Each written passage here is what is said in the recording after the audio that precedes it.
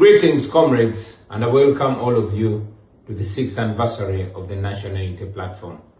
Although I'm addressing you from exile, I want to thank all of you for being part of this journey.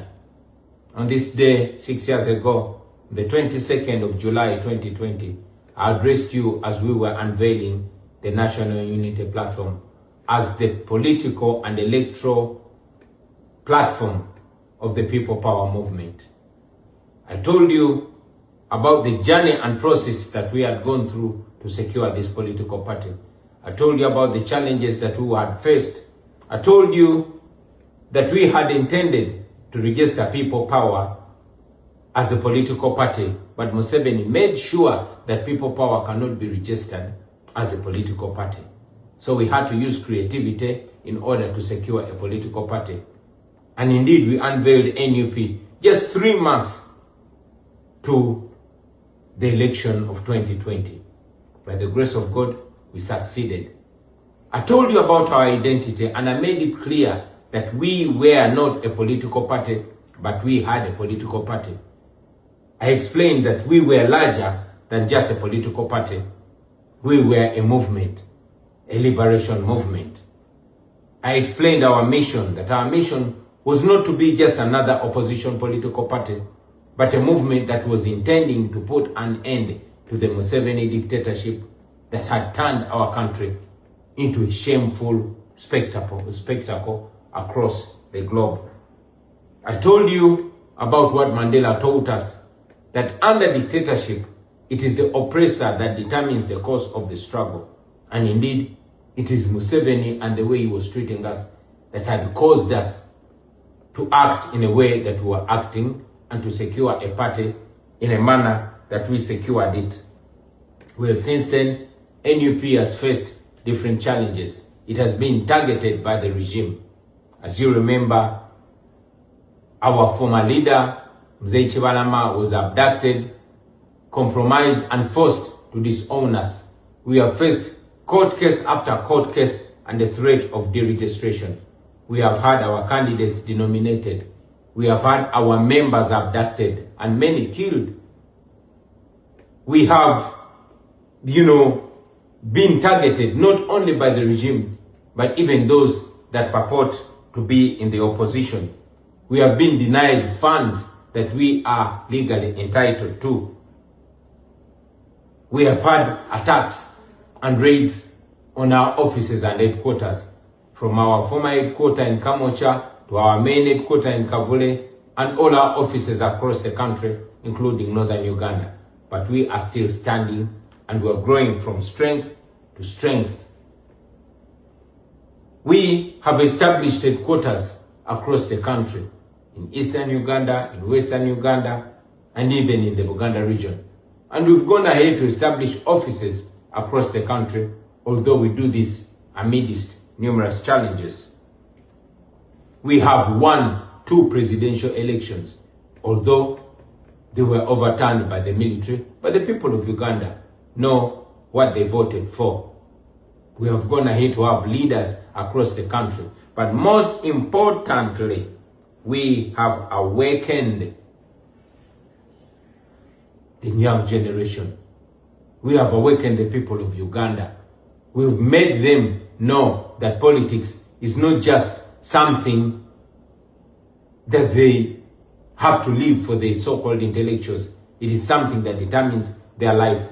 We have established and strengthened our diaspora wing. And indeed, it is the diaspora that has played a huge role in the continuous survival of the National Unity Platform. We salute them. We owe all this to the comrades that have sacrificed. Many of them have gone ahead to pay the ultimate price. People like Yasin Kauma, people like Frank Senteza, comrades like Rita Nabukenya. Many of our comrades have been abducted and they're missing to the present day. People like Kanata Muhammad, people like Kawenja Babazi, people like John Bosco Chibalama and Damlira, whose widows were also killed because they died in very suspicious ways. But we refuse to give up. Many of our comrades were arrested and detained after torture. 6 years later, they are still in prison. People like Machete Yasin, people like Kalibala Sheriff, people like Umar Kato. And yes, many of our comrades continue to be detained for no reason whatsoever. Comrades like Alex Waiso Mufumbiro, Eddie Mutwe, Bobi Young, Achille Uchivumbi, Bobi Giant, name it. We owe it to comrades like Olivia Lutaya, comrades like Doreen Kaija, Sauda Madada, and others that are in prison but refuse to give in because they have not committed any crime. We salute them.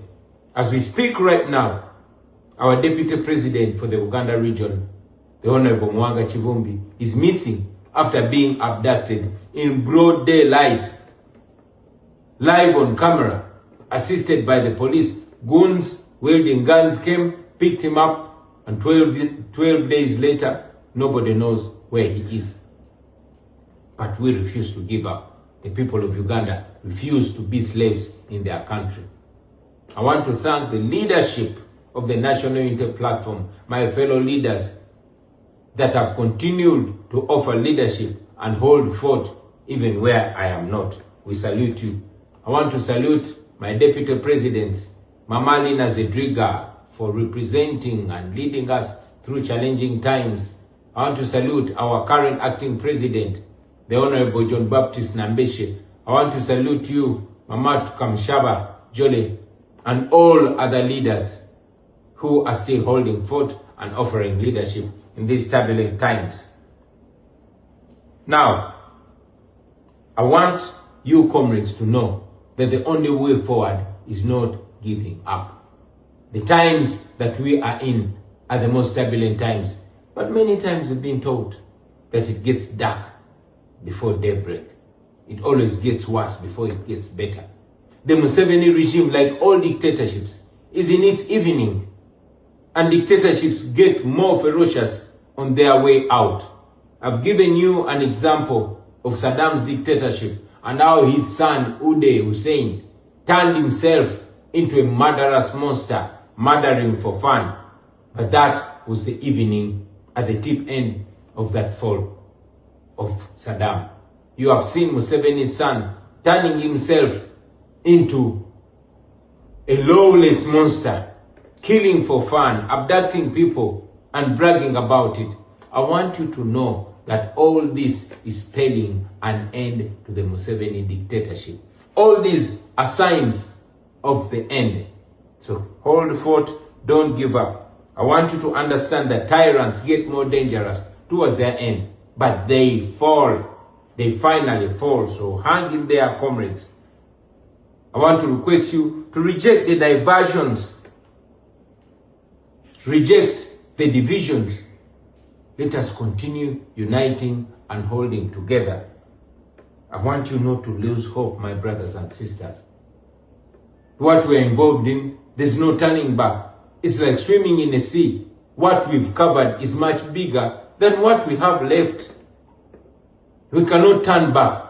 We just have to swim on, because the end is in sight and victory is in sight. So let's keep going, because we are closer to victory. Don't give up. And finally, comrades, I want you to know that we are the hope of the population. The people of Uganda voted for us, and they still have their hope in us. So keep offering leadership even amidst these challenges. I'm aware that the LC elections are around the corner. Please get involved and take that leadership right from the grassroots. Take leadership of your villages. Get involved in the LC1 elections and take that power, take them over. On my end, I am not seated. I'm pressing every button that facilitates the quick fall of the Museveni dictatorship. From where I stand, I want you to understand that historically, the diaspora has always played a cardinal role in the fall of all oppressive regimes, and our generation is not going to be any different. So I am doing what I can do, and please do what you can do for from where you are. We are stretching the Museveni regime, and you can see they are panicking because they know that they are being stretched from all fronts. The regime is falling apart.